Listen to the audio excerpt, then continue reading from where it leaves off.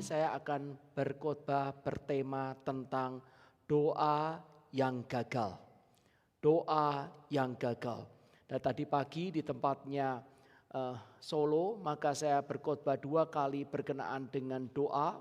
Apa itu doa dan apa kegunaan dan kenapa Tuhan itu menginginkan kita berdoa. Kedua, saya bicara berkenaan dengan sifat peperangan dan bagaimana kita itu bergantung sepenuhnya kepada Tuhan di dalam doa. Dan yang sore hari ini saya akan berkhotbah berkenaan dengan apa yang Alkitab katakan tentang doa yang gagal. Mari kita melihat Matius pasal yang ke-6. Matius pasal ke-6 ayat yang ke-5. Saya akan membacakan bagi saudara-saudara sekalian. Dan apabila kamu berdoa, janganlah berdoa seperti orang munafik. Mereka suka mengucapkan doanya dengan berdiri dalam rumah-rumah ibadat dan pada tikungan-tikungan jalan raya, supaya mereka dilihat orang. Aku berkata kepadamu, sesungguhnya mereka sudah mendapat upahnya. Tetapi jika engkau berdoa, masuklah ke dalam kamarmu, tutuplah pintu, berdoalah kepada Bapamu yang ada di tempat tersembunyi. Maka Bapamu yang melihat di tempat tersembunyi akan membalasnya kepadamu. Lagi pula dalam doamu itu jangan kamu bertele-tele seperti kebiasaan orang yang tidak mengenal Allah. Mereka menyangka bahwa karena banyaknya kata-kata doanya akan dikabulkan. Jadi janganlah kamu seperti mereka. Karena Bapamu mengetahui apa yang kamu perlukan sebelum kamu meminta kepadanya. Karena itu berdoalah demikian. Bapa kami yang di surga, dikuduskanlah namamu. Datanglah kerajaanmu. Jadilah kehendakmu di bumi seperti di surga. Mari kita berdoa minta belas kasihan Tuhan. Kami sudah membuka firman-Mu. Firman yang mengkuduskan kami, yang mengarahkan seluruh langkah hidup kami, bahkan apa yang kami ucapkan di hadapan-Mu. Ampuni semua dosa-dosa kami di hadapan-Mu. Bahkan ketika kami melakukan tugas kami sebagai anak-Mu di tengah-tengah dunia ini, kami sering melakukan banyak dosa dan mendukakan hati-Mu ya Bapa di surga.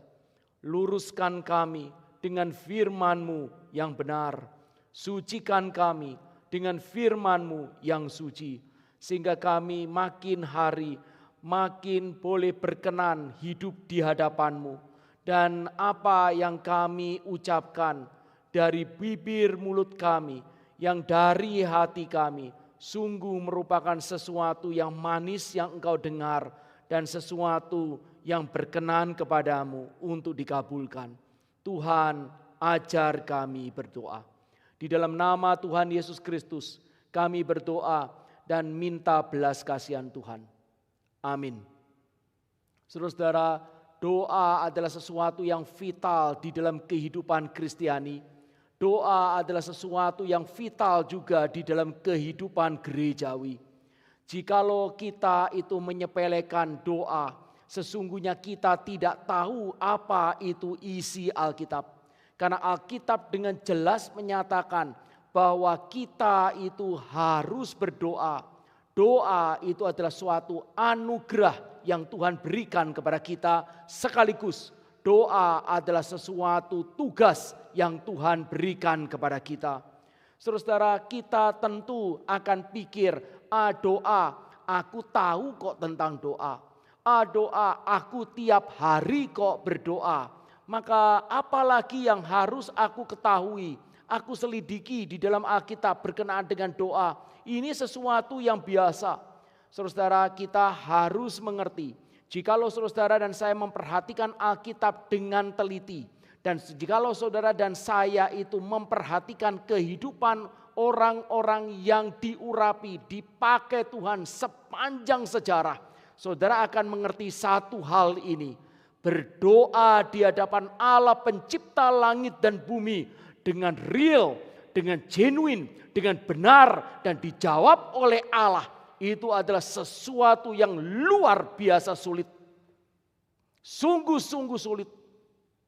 Saudara, di dalam pelayanan kehidupan Kristiani, maka saudara akan melihat ada dua pelayanan yang paling utama dan dua-duanya sulit.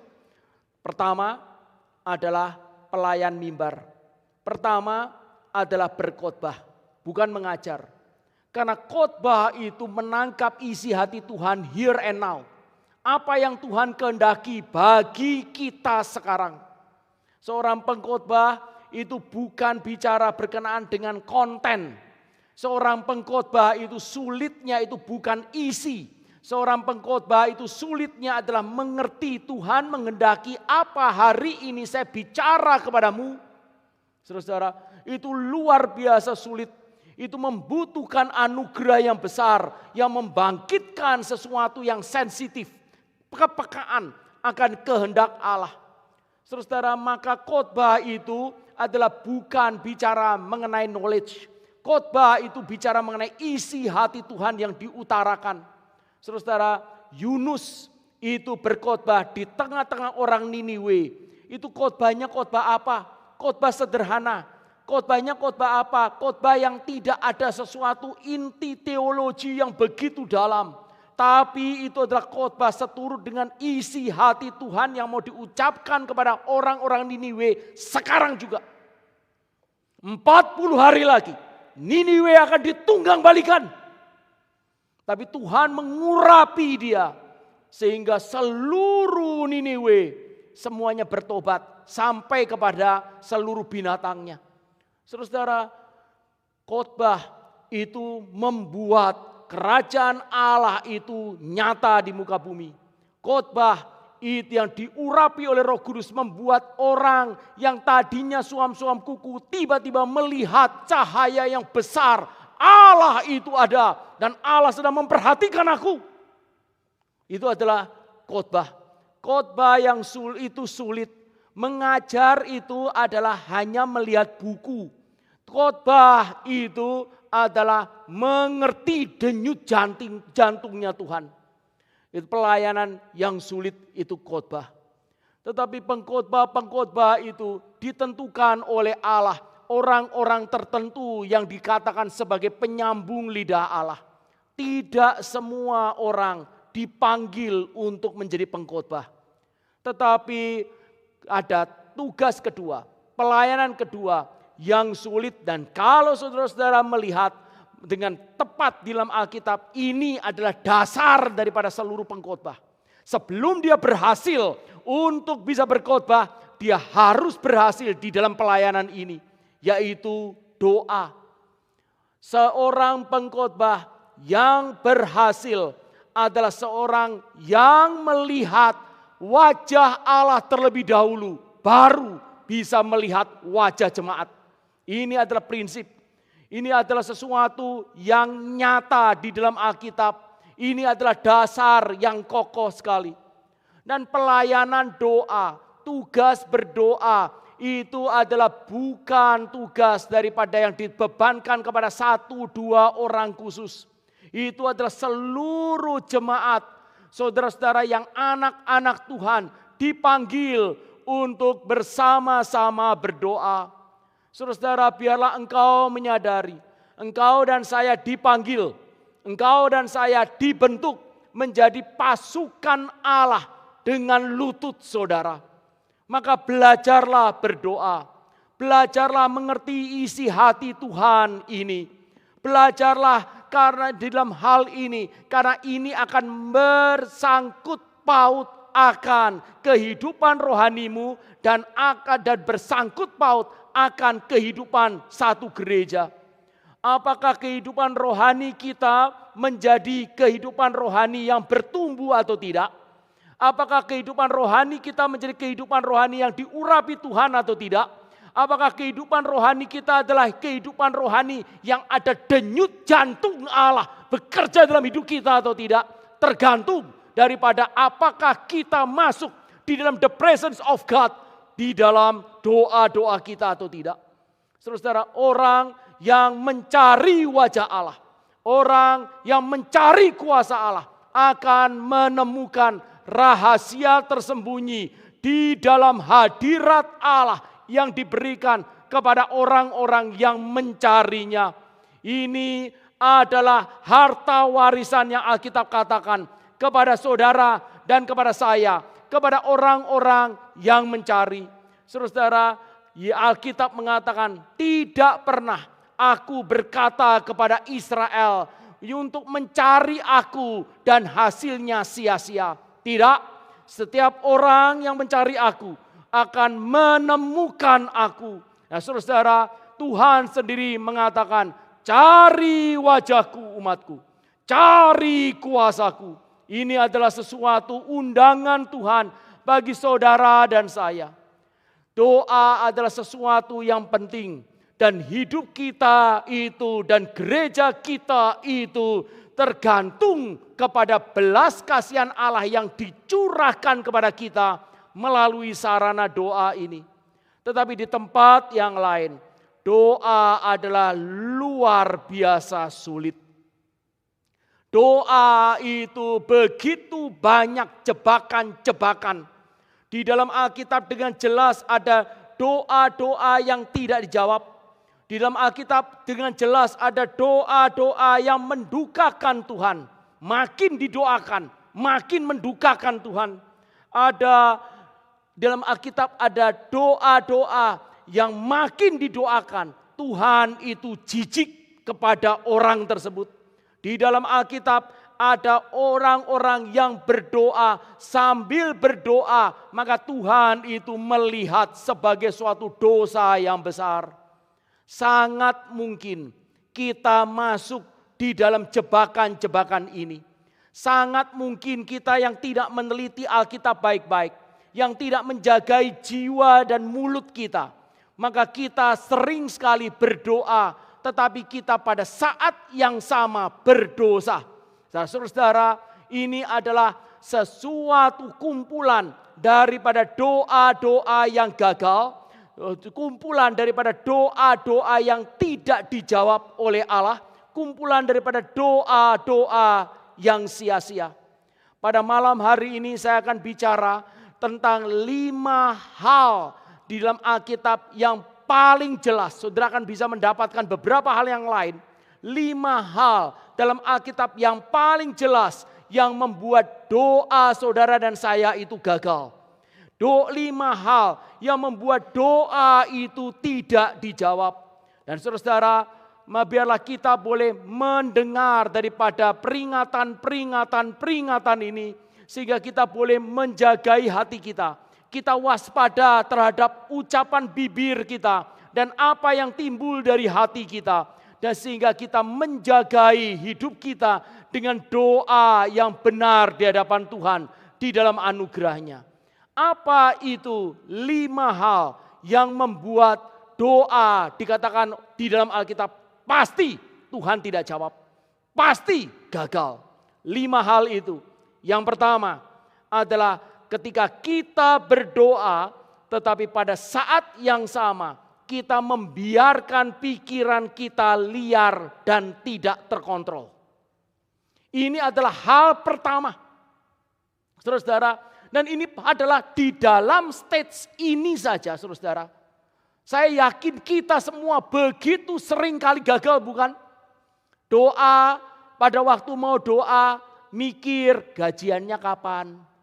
Begitu masuk dalam doa, saudara-saudara, bahkan saudara-saudara kadang banyak doa sambil merem, sambil tiduran, saudara-saudara. Tidak sopan sekali, kita tidak berlutut. Belajar ya, belajar suami istri berlutut di tempat kamarmu masing-masing. Anak-anak muda belajar berdoa dengan berlutut, saudara-saudara. Maka saudara ketika saudara sudah siap berdoa, lalu kemudian saudara-saudara tiba-tiba pikiran, PLN belum bayar. Atau lagi doa, lagi mau Bapa kami yang di surga, lagi mau ngomong begitu saudara, saudara kebesit. Itu orang itu 2 juta harusnya kembali itu uangnya kemarin. Kenapa kok dia belum kembalikan? Saudara, apa saja membuat kita itu distract. Yang lebih parah adalah orang yang berdoa, sambil berdoa dia sakit hati sama orang. Itulah sebabnya Yesus mengatakan, jikalau ketika kamu beribadah, tapi kamu ingat ada dalam hatimu sesuatu kepada orang lain, engkau mesti bereskan. Engkau tidak mungkin aku terima ibadahnya. Saudara, sambil doa, sambil sakit hati dipelihara. Itu apa? Saudara, kita mau doa, tapi pikiran terus menerus liar. Kita mau doa, tapi hati terus menerus khawatir. Kita mau doa, tetapi tidak bisa fokus sama sekali. Sama seperti seseorang yang bicara kepada saya. Pak Agus, apa kabar? Iya baik, dia lagi bicara, saya merhatiin orang lain. Saudara, ini bukan saja tidak sopan. Ini adalah sesuatu yang tidak hormat. Saudara, doa itu adalah sesuatu perjumpaan eksistensial antara aku dengan pribadi Allah. Ketika aku itu berkalimat, mengatakan kalimat-kalimat seluruhnya, aku harus sadar, aku sedang mengatakannya di hadapan Allah yang penguasa langit dan bumi. Saudara, kita doa, sambil ngomong, sambil enggak tahu mau dikasih kemana. Enggak memikirkan, tidak fokus. Itulah sebabnya Yesus mengatakan, jikalau engkau mau berdoa, berdoalah Bapa kami yang di surga. Itu sudah adalah kalimat doa. Langsung harusnya tahu, saya berdoa kepada Bapa di surga. Itulah sebabnya Yesus juga mengatakan, jikalau engkau mau berdoa, jangan di jalanan. Karena begitu macam distrak, kamu harus tersembunyi. Dan Bapamu yang di surga melihat engkau yang sendirian tersembunyi. Itu artinya apa? Perjumpaan eksistensial, sendirian. Saudara, saudara bisa doa sambil saudara itu cuci piring. Tapi hati saudara benar-benar tertuju kepada Allah. Saudara bisa doa sambil berlinang air mata karena kepedihan yang besar. Pergi ke pasar karena mengerjakan tanggung jawab saudara. Tapi saudara, hati saudara itu terarah kepada Allah. Saudara, tapi tidak bisa saudara doa dengan distrak kemana-mana terus. Orang-orang Puritan mengatakan, berdoalah sampai engkau berdoa. Saudara, apa itu? Berdoalah sampai engkau berdoa. Banyak daripada kita berdoa. Ngomong berdoa tadi. Ya, berdoa. Kelihatan berdoa. Tapi tidak berdoa. Jadi berdoalah sampai engkau berdoa. Salah satu hal yang saya sebenarnya khawatir. Itu adalah doa syafaat yang tadi. Seperti tadi. Karena banyak sekali. Saya berkali-kali katakan kepada orang-orang liturgis di gereja saya. Saya hanya minta cuma 2. Tidak lebih daripada 2. Saudara doa kalau kepanjangan, yang doa di bawah tidak ikut doa malah mengutuk. Wah, ada tambah lagi poinnya. Wah, ada tambah lagi poinnya. Saudara, akhirnya tidak ada rasa kerinduan. Makin banyak poinnya, makin rasa beban negatif. Itu semua akan menjadi sia-sia. Ngapain kita sedang melakukan ritual yang tidak beres. Saudara, maksudnya baik tetapi hasilnya tidak baik. Saudara, doa yang bersama-sama harus sungguh-sungguh sadar aku dengan Tuhan. Pikiran tidak boleh distrak. Kalau distrak saudara mesti pegang pikiran dan jiwa saudara, meletakkannya sekarang. Aku sedang mau berhadapan dengan Allah pencipta dan penebusku. Saudara,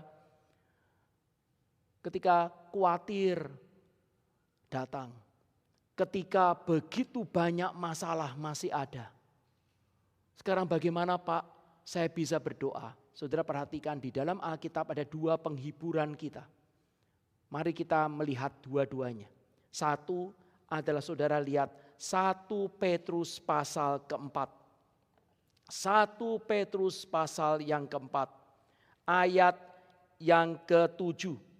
1 Petrus pasal yang keempat, ayat yang ke-7. Mari kita membaca bersama-sama 1 Petrus pasal keempat, ayat yang ke-7. 2, 3. Kesudahan segala sesuatu sudah dekat, karena itu kuasailah dirimu. Jadilah tenang supaya kamu dapat berdoa. Ini janji Tuhan. Ini adalah perintah Tuhan. Ini adalah direction, pengarahan dari Tuhan. Jadi jadilah tenang. Segala sesuatu sudah dekat. Jadilah tenang supaya engkau dapat berdoa.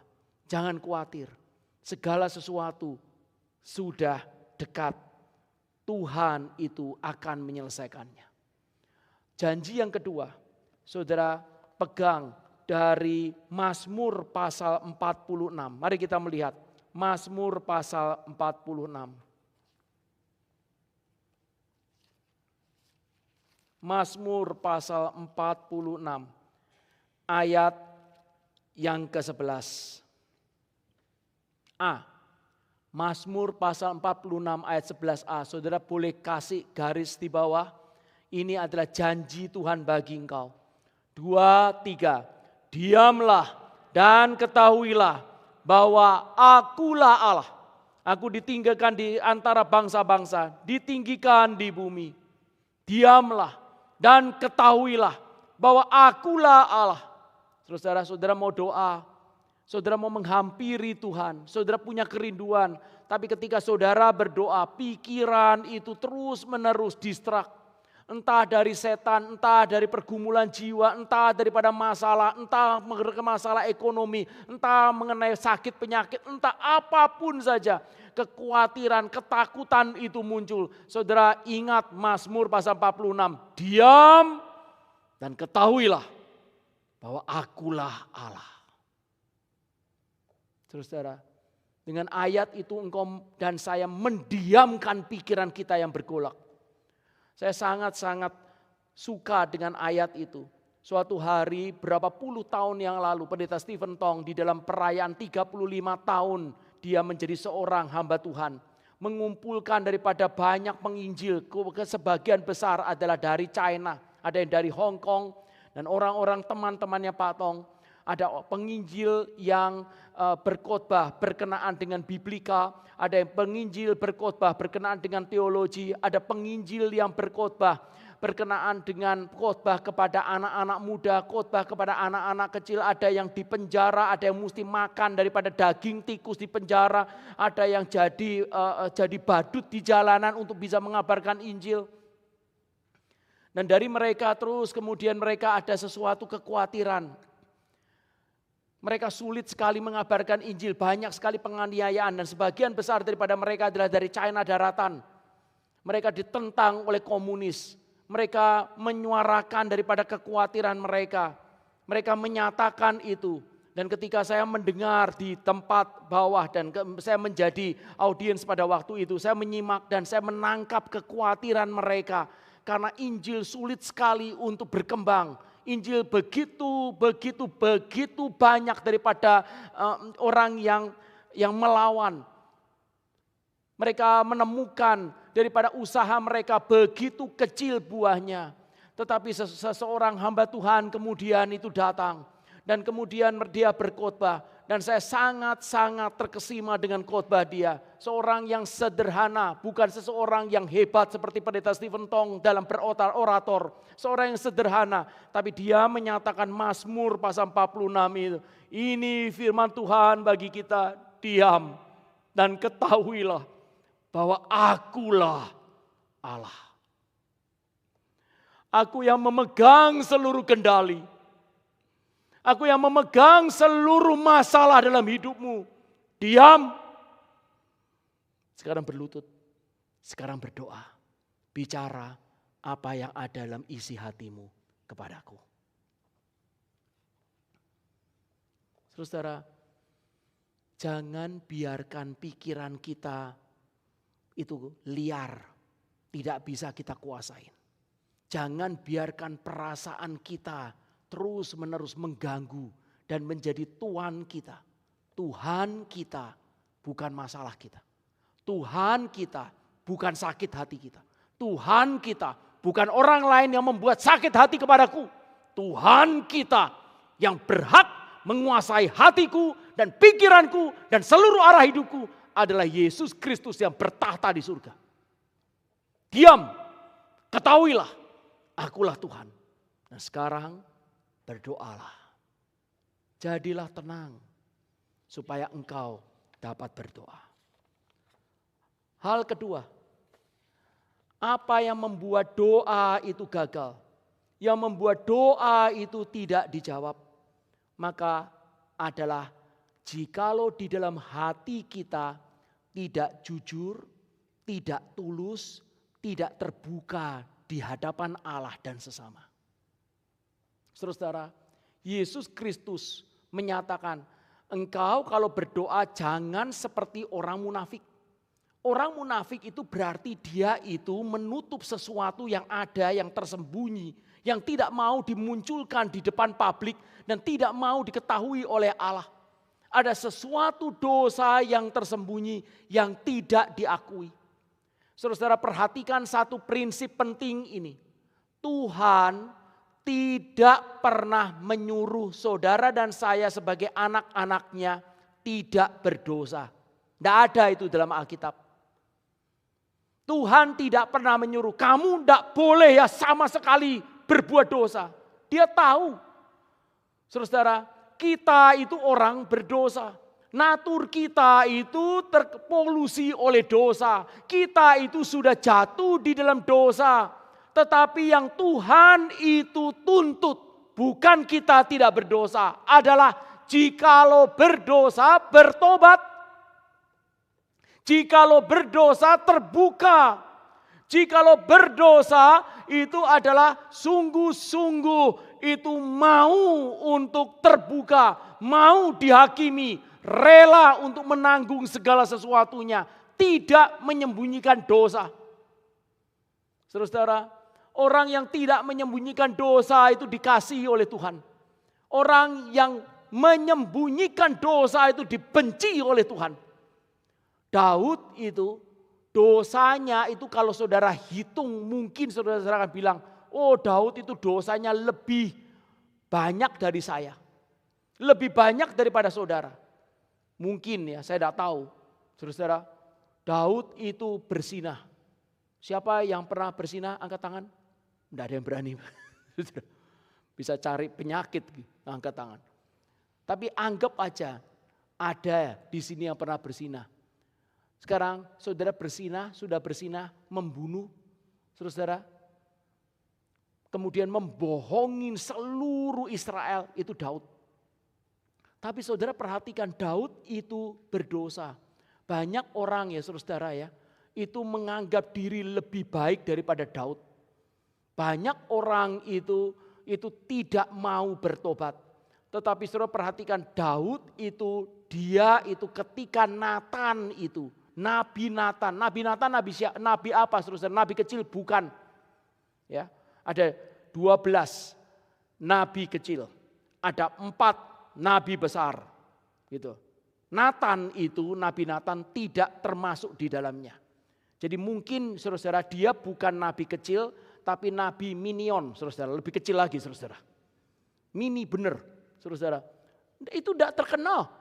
Daud itu siapa? Daud itu raja sekaligus nabi, 2 jabatan digabung sama dia.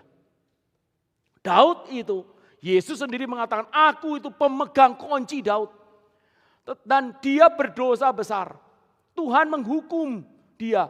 Tetapi saudara perhatikan, Tuhan sekarang mengutus nabi yang kecil sekali. Dia raja di atas tahta. Dia nabi yang besar. Pengetahuan teologianya lebih hebat. Tapi Tuhan kasih nabi yang kecil. Itu persis seperti bos, tapi kemudian tukang sapunya disuruh maju untuk bicara dosanya bosnya.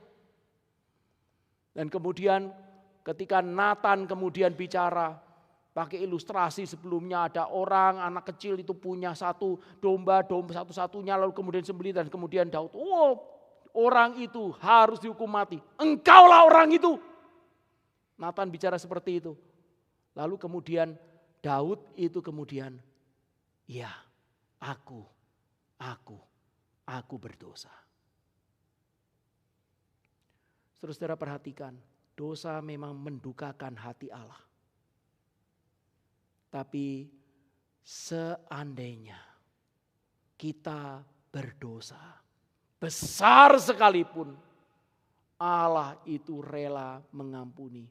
Tapi biarlah kita bertobat, mengaku, jujur di hadapan Dia, terbuka di hadapan Dia, tulus di hadapan Dia dan sesama. Jangan menyimpan dosa. Kalau saudara dan saya menyimpan dosa, pada saat yang sama kemudian kita berdoa, Tuhan itu tidak akan mendengar. Saudara, sekarang saya akan kasih kepada saudara prinsipnya. Jujur itu apa? Tulus itu apa? Terbuka itu apa? Jujur itu artinya yang di dalam dan yang di mulut itu garis lurus. Saudara, jujur itu apa yang dibicarakan tepat seperti apa yang ada di dalam isi hati. Allah kita adalah Allah yang jujur. Apa yang difirmankan itu adalah dirinya. Apa yang kita baca itu adalah isi hatinya, itu garis lurus. Tulus. Tulus itu adalah tidak memiliki maksud yang lain selain untuk kebaikan orang lain. Ketulusan itu tidak menyembunyikan sesuatu. Ketulusan itu bukan memanipulasi sesuatu. Saya ambil contoh. Suatu hari ada seseorang itu pergi ke swimming, berenang. Dan biasa orang berenang pakai baju, pakai tasnya semua, maka disimpan di loker. Dia ambil daripada kunci, lalu kemudian loker itu dibuka. Begitu dibuka, loh kok ada tas orang lain. Ini tas yang sudah ditinggal oleh orang sebelumnya. Lalu kemudian dilihat, terus kemudian dibuka, isinya itu uang sebanyak 50 juta cash. Dilihat, wah ini punya siapa? Dilihat-lihat, ternyata ada kartu namanya. Lalu kemudian dia telepon orang tersebut. Dan orang tersebut kemudian angkat. Apakah Bapak adalah orang yang pemilik daripada uang ini? Terus kemudian, loh kok kamu tahu? Saya kelupaan loh, saya tinggal tas saya ada di mana? Terus kemudian, oh mungkin tas Bapak ada di tempat saya.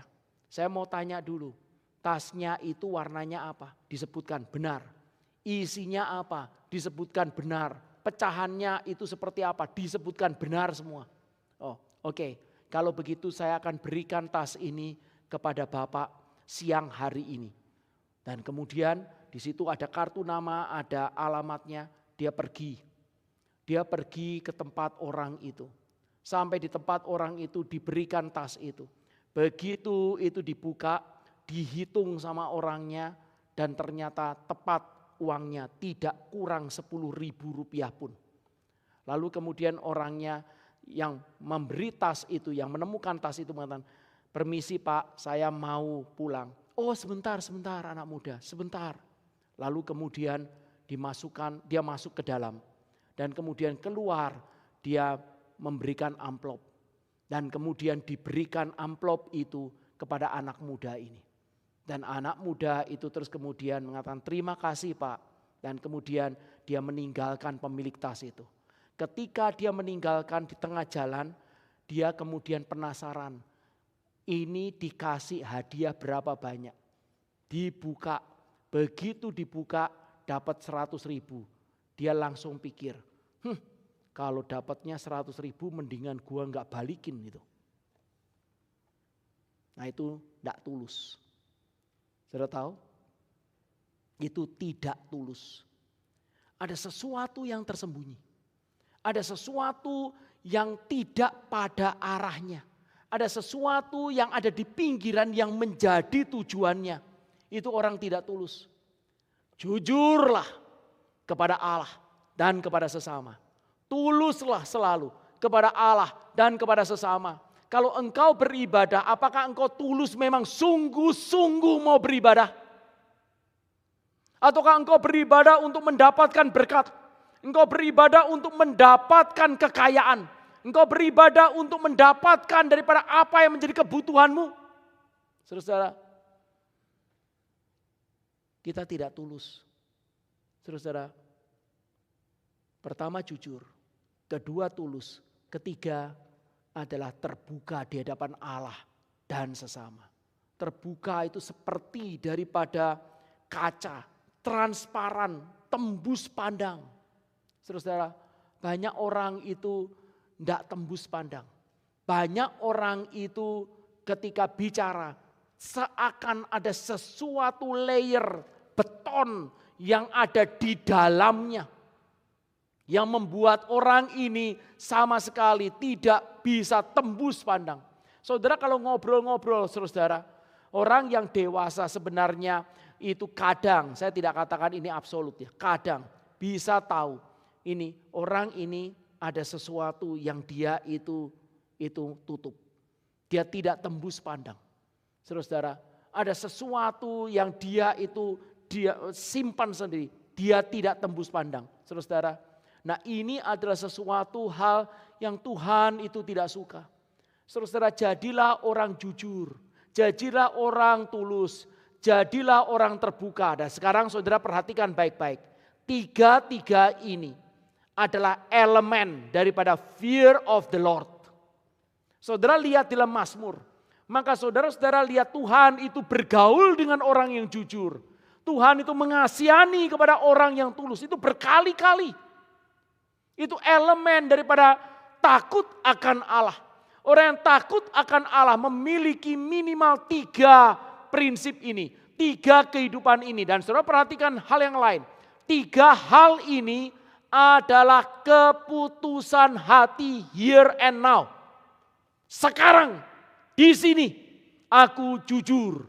Sekarang di sini aku tulus. Sekarang di sini aku terbuka. Aku mau dihakimi di hadapan Allah dan manusia. Saudara, orang yang tulus, jujur, terbuka. Itu di dalam Mazmur ada kalimat, selidikilah aku ya Allah. Kenalah aku, ujilah aku, kenalah pikiranku. Lihatlah apakah jalanku serong dan tuntunlah aku di jalan yang kekal. Mazmur pasal 139. Saudara, selidiki aku ya Allah. Orang yang terbuka mau diselidiki. Siap untuk masuk ke pengadilan. Untuk dilihat oleh seluruh orang. Didakwa dari seluruh sisi. Dan silakan engkau mendakwa. Engkau tidak akan menemukan satu kesalahan pun dari hidupku kepadamu. Saudara, Mazmur pasal 139, selidikilah aku ya Allah. Itu ayat itu mencengangkan. Barusan ini ada orang Kristen yang memalukan. Dia bicara anti korupsi, dia korupsi sendiri. Saudara-saudara tahulah itu namanya. Oke. Nah saudara, lalu kemudian digeledah sama KPK. Ditangkap. Saudara, saya tanya kalau saudara sekarang lagi kebaktian ditelepon. Kami dari kepolisian mau menggeledah, menyelidiki rumah saudara. Saudara akan bilang, ini siapa? Apa hak Bapak itu menyelidiki rumah saya? Mana surat perintahnya? Kan tidak ada yang suka akan diselidiki. Saudara, ada yang suka diselidiki. Tetapi pemazmur ini Daud itu, wah ini orang nekat. Dia bukan datang ke tempatnya pengadilan. Pak jaksa, penuntut umum, Pak hakim, polisi, tolong selidiki saya. Itu kan orang gila saudara. Tapi dia lebih gila lagi. Allah di surga, selidikilah aku. Hah? Apa enggak ada dosa? Pasti ada dosa. Apa tidak ada kesalahan? Pasti ada kesalahan. Tapi saudara lihat kerinduan hatinya, dia menjerit, aku ingin sungguh-sungguh transparan di hadapanmu. Aku ingin engkau ketahui sampai dosaku terdalam. Aku tidak ingin menyembunyikan apapun kepadamu. Saudara mau doa dijawab? Jujur, tulus, terbuka. Saudara mau doa dijawab? Jangan sembunyikan dosa. Kalaupun ada dosa yang berat sekalipun, bicara dan minta air mata pertobatan di hadapan Allah. Saudara, sekali lagi, ini adalah keputusan hati, here and now. Ini bukan karakter, saudara. Kalau saudara orang suka marah, maka itu adalah karakter. Tuhan akan menyucikan dia. Lalu kemudian perlahan-lahan dia makin lama makin akan memiliki kemarahan yang suci. Sehingga marahnya bukan karena tersinggung diri, tapi marahnya adalah untuk kebenaran. Itu adalah karakter. Orang yang tadinya pesimis, maka dia kenal Kristus, baca Alkitab, makin lama makin ditarik dari lubang pesimistis. Dan menjadi orang yang mengerti firman. Memiliki confident bukan daripada diri tetapi kepada Kristus Yesus yang menebus dia. Itu karakter. Tetapi jujur, tulus, terbuka itu bukan karakter, saudara. Saudara, nggak ada orang yang begini Pak ya. Jadi saya hari ini masih agak bohong. Ya, perlahan-lahan Pak, nanti ada proses pengudusan makin lama makin jujur. Nggak ada, saudara. Anda dan saya jujur, itu keputusan hati.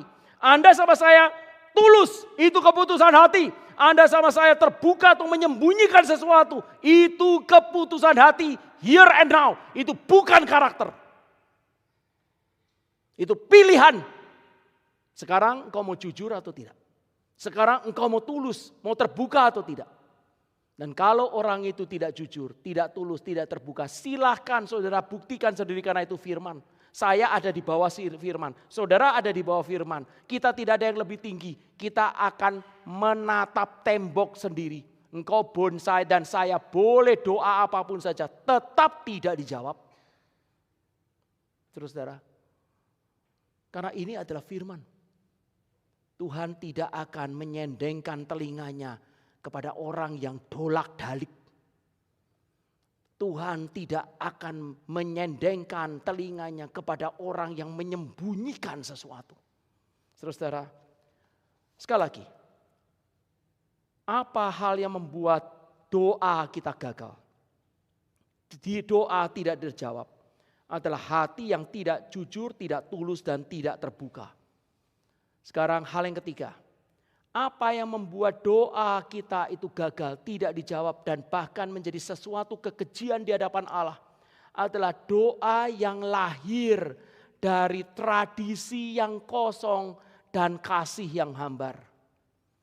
Doa yang lahir dari tradisi yang kosong dan kasih yang hambar. Oh saudara, ritual, setiap agama selalu ada ritual, di dalam tempat ini pun ada ritual. Dan kita itu selalu orang yang selalu masuk dalam ritual. Aneh ya. Saudara, biasanya, saya tidak tahu sekarang. Biasanya orang kalau pergi ke gereja pun tempat duduknya more or less the same. Sama. Kurang lebih kalau duduk di kanan ya kanan terus, di depan terus, di belakang terus, kurang lebih sama. Itu ritual, saudara ulangin terus. Aneh ya, saudara. Nanti saudara doa juga begitu. Saudara coba aja doa direkam. Gitu. Saudara doa beberapa 1 bulan lah saudara rekam. Saudara dengar sendiri. Kalau saudara enggak muak sendiri. Sama ya doanya. Bolak-balik itu. Saudara, kalau saudara sendiri nek sama doa kita. Apalagi Tuhan di surga, saudara. Doanya enggak bertumbuh. Doanya tidak makin luas horizonnya. Doanya mutar seperti itu. Ngomongnya bolak-balik seperti itu. Saudara pernah ketemu sama orang yang tua, yang tidak punya sesuatu apapun saja, yang keberhasilan, dia tidak punya sesuatu yang limpah dalam hidupnya. Dia ngomongnya kurang lebih sama. Isinya obat terus. Obat ini, obat itu, obat ini, obat itu. Saudara, ritual yang diulang-ulang itu membuat Allah itu jijik. Saya ambil contoh. Seandainya saudara adalah tetangga baru. Dan kemudian ada saudara memiliki tetangga baru. Saudara, wah tetangga kita itu baru. Nah namanya Ibu Lucy. Saya harap gak ada yang namanya Ibu Lucy di sini, ada atau tidak? Saya ganti kalau enggak. Enggak ada ya?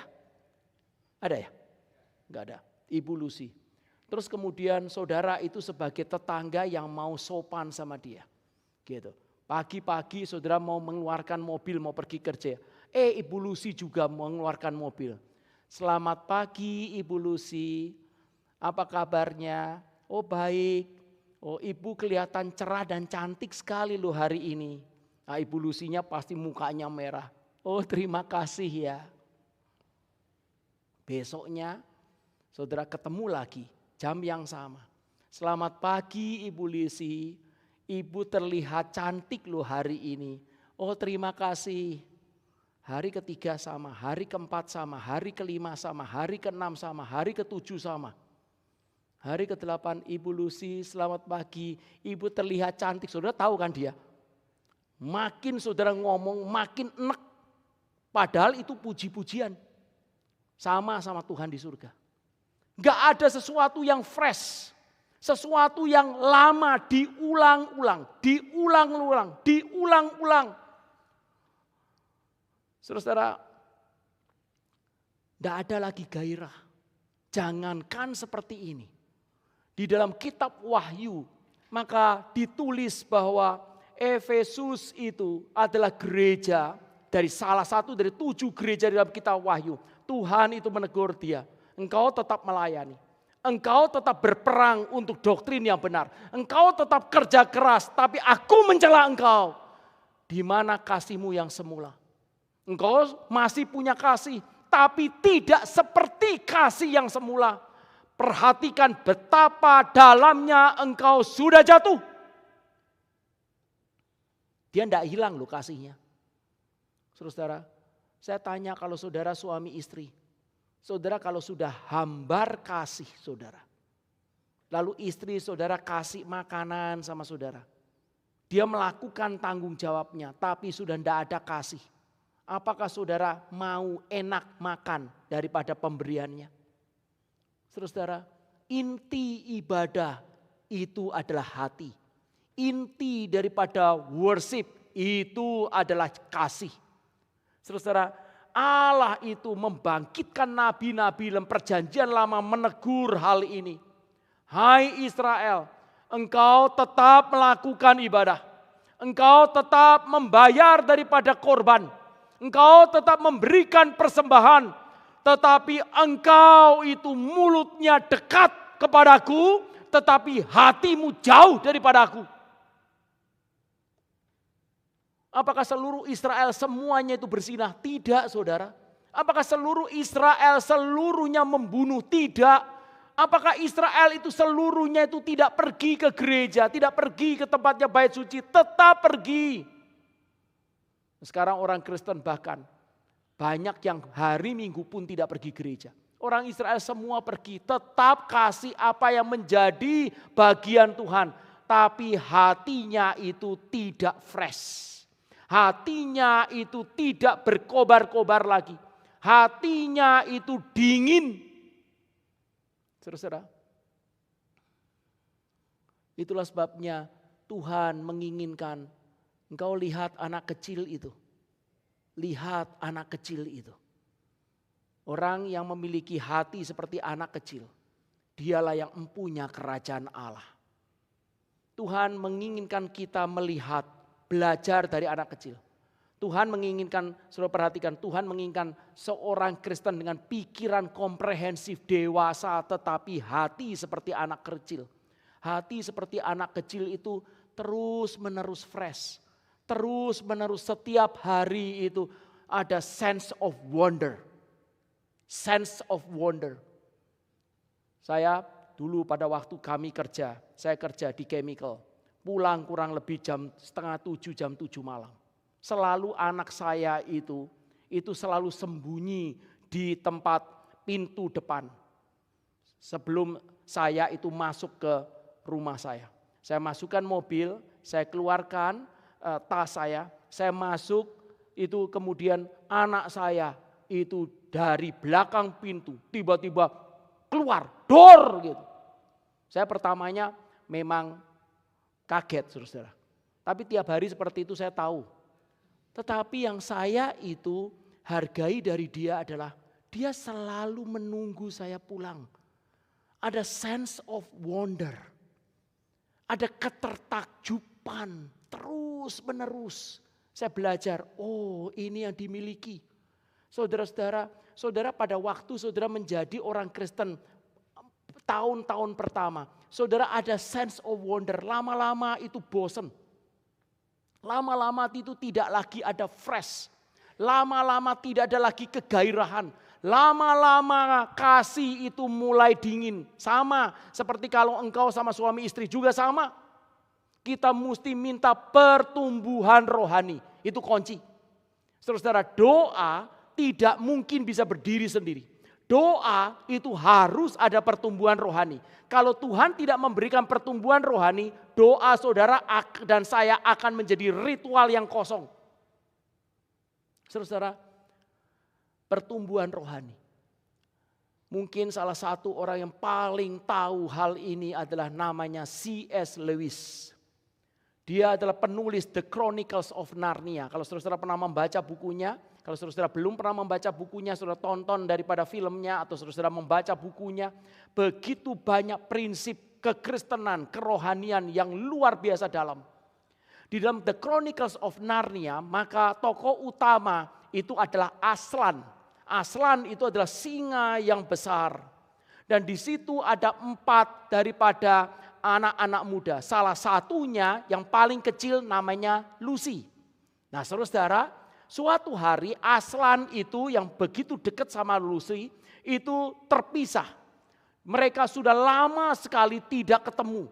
Karena ada pergumulan-pergumulan di dalam keduanya. Aslan itu melambangkan Allah.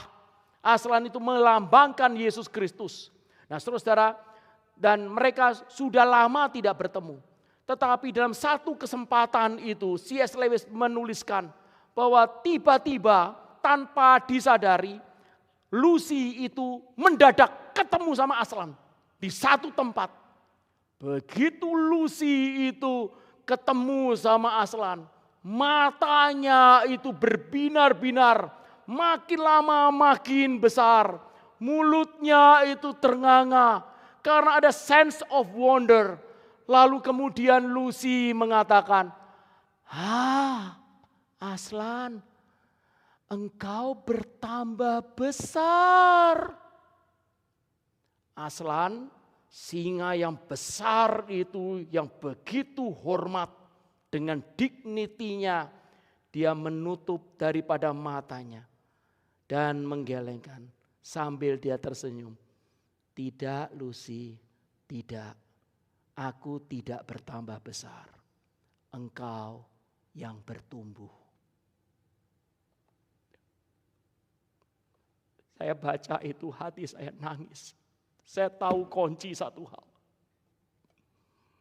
Kenapa kita itu tidak pernah bisa melihat Allah itu besar? Karena kita mandek di dalam pertumbuhan rohani. Tapi kalau kita makin bertumbuh rohani, kita akan makin lihat Allah itu besar, makin besar. Bukan dia bertambah besar, dia sudah besar dari dunia sebelum diciptakan.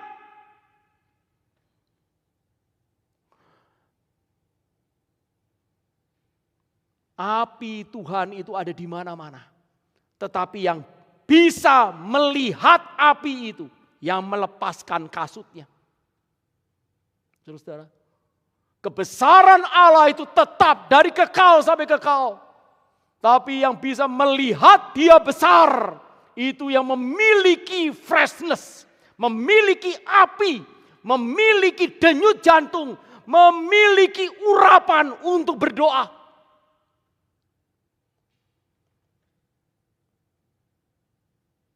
Kalau saudara dan saya tidak menuntut pertumbuhan rohani, saudara dan saya akan pergi ke gereja terus setia pada tradisi yang kosong, ritual yang kosong, dan kasih yang hambar. Saudara, Tuhan tidak menginginkan hal ini. Tuhan tidak menginginkan nyanyian kita menjadi kekejian bagi Dia karena kita tidak melibatkan hati.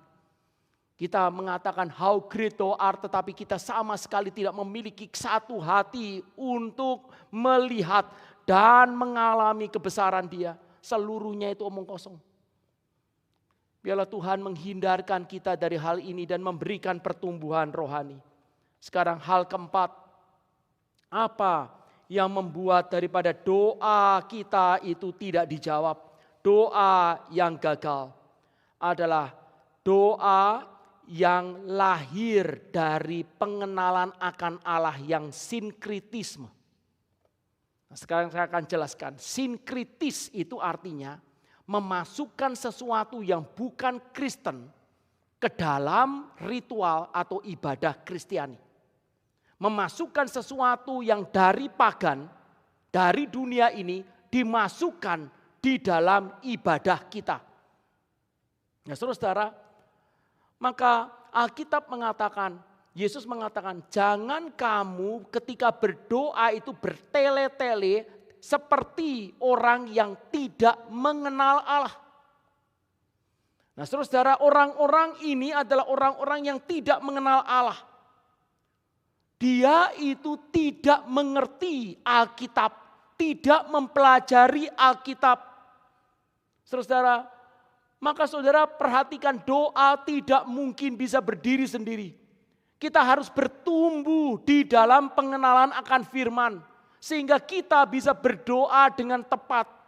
Kalau tidak, doa kita adalah hasil daripada dunia yang masuk. Saudara lihat daripada TV. Saudara lihat daripada Netflix, saudara lihat daripada koran, saudara lihat daripada news yang ada di mana-mana, saudara lihat daripada gambar-gambar dan buku-buku komik apapun saja. Seluruhnya itu ada filosofinya, seluruhnya ada pengertian tentang Allahnya. Dan kalau kita tidak hati-hati, maka itu masuk dalam pikiran kita dan kita berpikir bahwa seperti itulah Allah kita. Saudara, saya ambil contoh, di dalam Alkitab ada hal yang paling jelas. Di dalam Keluaran pasal 32. Maka pada waktu itu Musa itu disuruh oleh Allah naik ke gunung dan bertemu dengan dia. Tetapi kemudian karena begitu lama, orang Israel kemudian menghasut Harun. Dan kemudian Harun memimpin seluruh orang Israel dan kemudian membuat apa? Membuat anak lembu emas.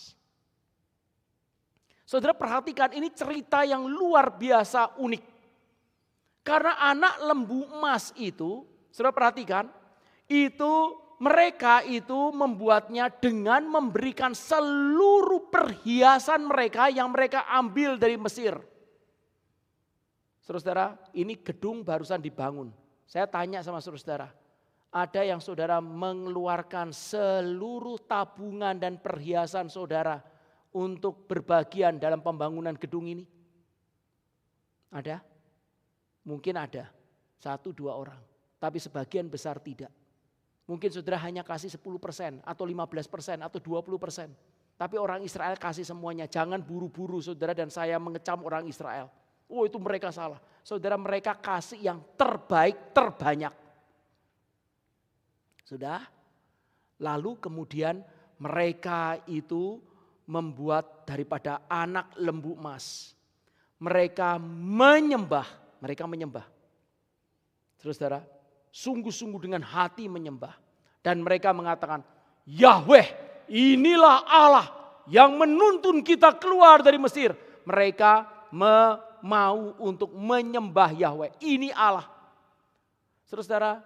Saudara perhatikan baik-baik. Mereka tentu punya kesalahan karena mereka membuat patung. Mereka melakukan pelanggaran pada hukum kedua daripada 10 perintah Allah. Ya, itu benar. Tapi saya tanya, mereka punya konsep itu dari mana? Mereka punya konsep itu dari mana?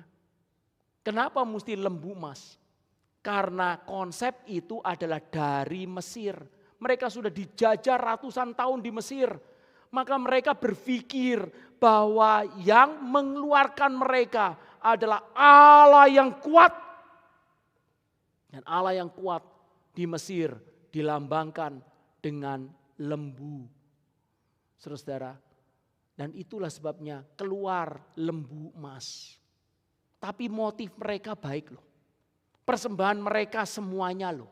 Hati mereka sungguh-sungguh tertuju kepada Yahweh. Tapi cuma salah itu. Saya tanya, Tuhan senang atau tidak? Tuhan suka atau tidak? Tuhan luar biasa marah. Saudara perhatikan sekali lagi, motifnya benar. Persembahannya semua. Ibadah sungguh-sungguh hormat. Dan mereka sendiri menyatakan bahwa ini Yahweh. Yang salah cuma satu, yaitu gambarnya. Cuma itu aja. Boleh dong diampuni. Saudara, tidak. Sinkritis. Nah saudara, banyak orang Kristen, banyak gereja tidak memperhatikan daripada Alkitab. Saya tidak tahu ya. Kenapa ya orang kok bisa khotbah? Kalau engkau memberikan 1.000, Tuhan akan memberikan 10.000. Kalau engkau memberikan 10.000, Tuhan akan memberikan 100.000. Tuhan kita akan mengeluarkan daripada perbendaraannya. Tingkap-tingkap di langit dibukakan. Karena Tuhan kita pemurah, engkau berikan per bulan. Saya tidak tahu kenapa dia bisa khotbah seperti itu. Itu Allah model mana yang dia ketahui. Saudara, itu pasti bukan Allah Alkitab. Itu mereka membaca tapi mereka tidak mengerti artinya. Mereka itu tersesat. Ini adalah sesuatu yang sinkritis. Nah saudara, banyak daripada kita itu berdoa kepada Allah yang bukan Alkitabiah. Ada satu buku yang baik. Buku itu kecil, ditulis oleh J.B. Phillips. Judul daripada buku itu adalah Your God is too small. Tuhanmu itu terlalu kecil. Dan inti daripada buku tersebut itu sesuatu yang baik. Intinya kurang lebih seperti ini saudara. Ketika Yesus mengatakan, Bapa kami yang di surga, mengajar orang berdoa, Bapa kami yang di surga. Saudara perhatikan kata Bapa itu sebenarnya adalah nama pribadi pertama. Yang hanya diketahui oleh Yesus Kristus. Tapi kata Bapa itu adalah kata sebutan umum bagi kita. Papa. Maka anehnya adalah apa yang terjadi, relasi apa yang terjadi antara Bapa kita di dunia dengan kita, itu tercermin dengan relasi kita dengan Allah di surga. Jadi saudara, kalau saudara ada anak ya, kalau waktu kecil minta sesuatu, maka kemudian itu dia itu tidak dikasih. Lalu kemudian itu dia guling-guling. Tantrum. Wah, guling. Bapaknya sama mamanya lihat, aduh malu dilihatin orang di gereja. Tadi minta apa? Minta permen. Kasih langsung permen supaya dia diam.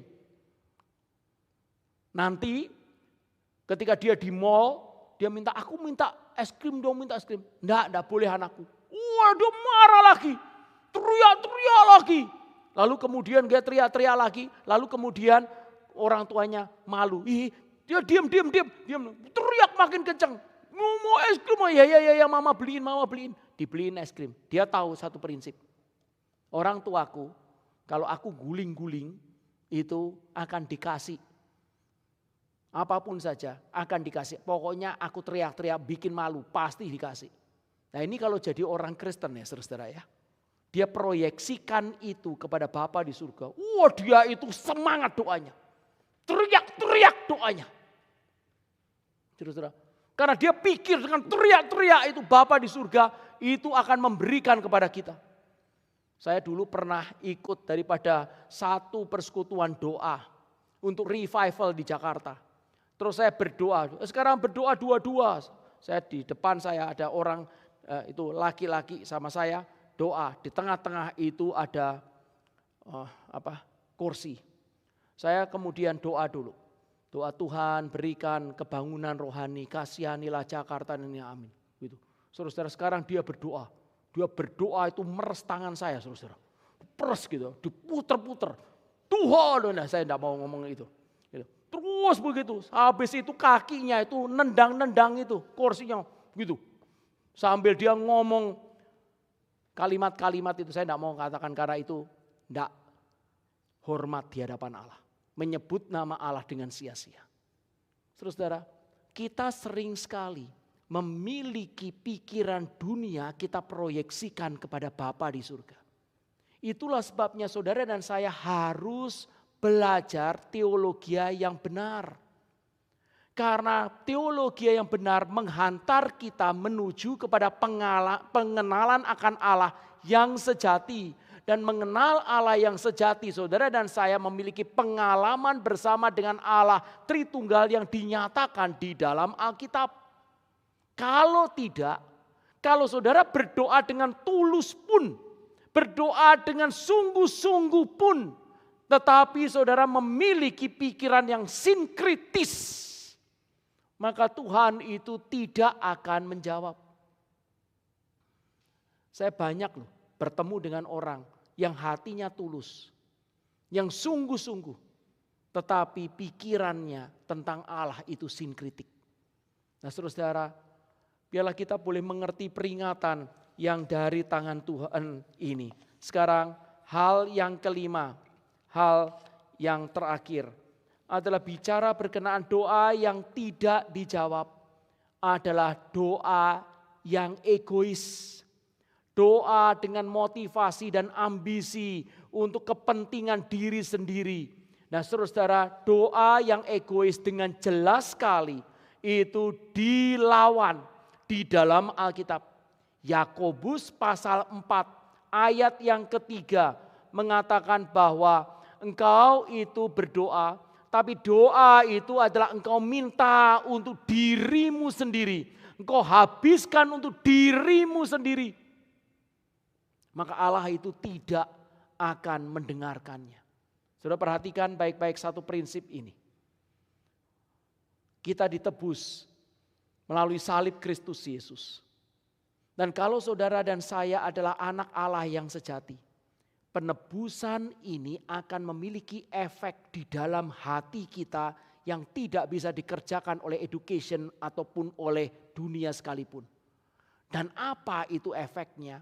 Adalah penebusan ini membuat hidup kita yang tadinya adalah self-center menjadi God-center.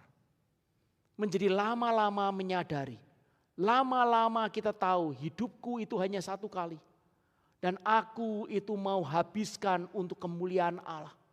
Hidupku itu adalah untuk melakukan kehendak Allah. Saudara, hidupku bukan aku lagi, tetapi Kristus yang hidup bagi aku. Saudara, itu adalah efek daripada penebusan Kristus. Jikalau saudara dan saya tidak memiliki efek ini, saya meragukan sungguh-sungguh apakah saudara itu sudah menerima Kristus sebagai Tuhan dan Juru Selamat pribadi.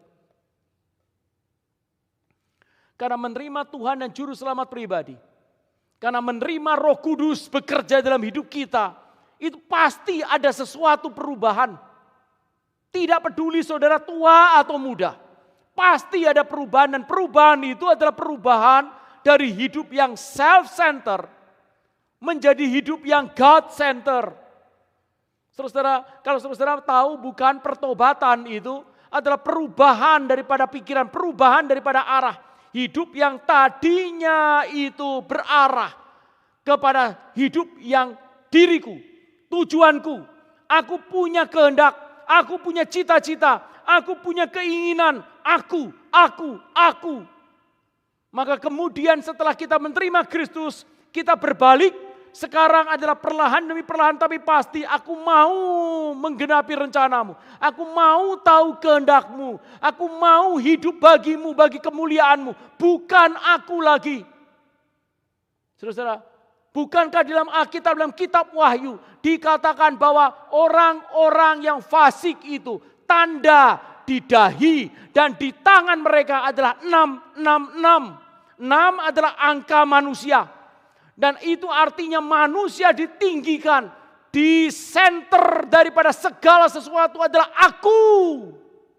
Itu adalah tanda daripada antikris. Sebaliknya, anak-anak Tuhan yang berjumlah 144.000 dalam kitab Wahyu, 144.012 dalam perjanjian lama, 12 dalam perjanjian baru, 12 kali 12 kali 1000, 1000 adalah angka multitude, besar sekali dikumpulkan dan memiliki satu tanda, yaitu nama Bapa ada di dahi mereka. Satunya anak kegelapan adalah aku, kehendakku. Satunya anak Tuhan adalah kehendak Bapakku. Saudara, C.S. Lewis sekali lagi menyatakan, saudara akan menemukan perbedaan surga dan neraka di dalam keadaan ini.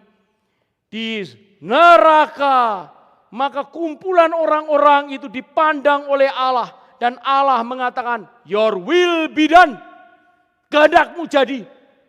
Tetapi di surga, kumpulan anak-anak Allah itu memandang kepada Allah dan mengatakan, thy will be done, kehendakmu yang jadi. Saudara, saya mau tanya pada saudara, engkau berdoa untuk apa? Engkau berdoa motivasinya apa? Yakobus dengan jelas menyatakan, kalau untuk diriku terus menerus. Bahkan engkau berhantem, engkau melawan orang lain supaya bisa mendapatkan ini. Itu adalah untuk diriku, engkau tidak mungkin akan didengar oleh Allah. Kalau begitu, doa yang didengar oleh Allah itu doa apa? Saya tidak punya waktu untuk menjelaskan panjang lebar, tapi saudara perhatikan baik-baik. Yesus mengajarkan satu pola doa yang pasti didengar oleh Bapa. Pasti diterima, pasti dikabulkan, yaitu doa Bapa kami. Tidak pernah ada orang yang berdoa Bapa kami ditolak oleh Allah. Tetapi maksudnya itu apa? Apakah itu artinya mesti ngomong doa Bapa kami seperti mantra? Tidak. Saudara, doa Bapa kami sebenarnya bukan sekedar doa yang diucapkan. Doa Bapa kami adalah bicara berkenaan dengan satu arah hati. Kalau saudara dan saya sebagai anak Tuhan mengarahkan hati kita menurut patron daripada doa Bapa kami, maka saudara akan melihat Allah itu hidup dan Allah akan mencukupkan apa yang menjadi kebutuhanmu dan aku. Apa itu patron doa Bapa kami? Kalau saudara melihat, maka doa Bapa kami terdiri daripada daripada lapisan. Lapisan pertama adalah bicara berkenaan dengan Bapa kami yang di surga. Dikuduskanlah namamu, dipermuliakan namamu. Aku ingin seluruh doaku, aku ingin seluruh hidupku adalah engkau dipermuliakan. Datanglah kerajaanmu di bumi seperti di surga.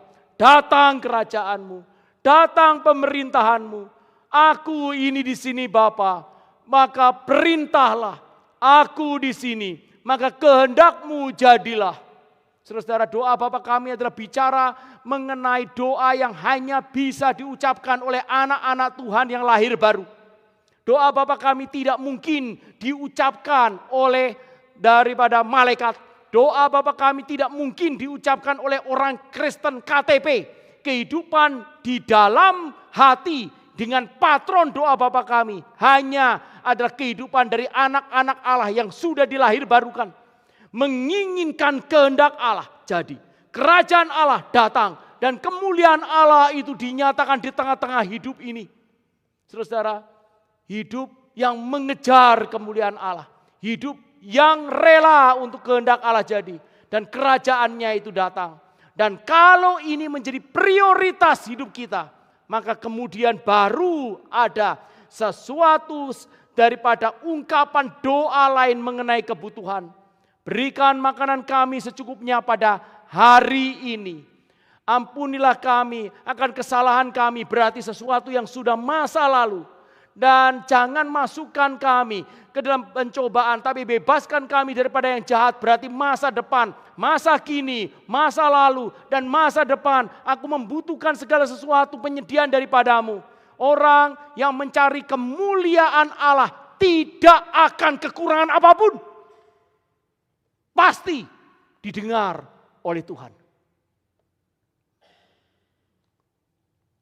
Sekali lagi saudara, di dalam Alkitab ada doa-doa yang didengar.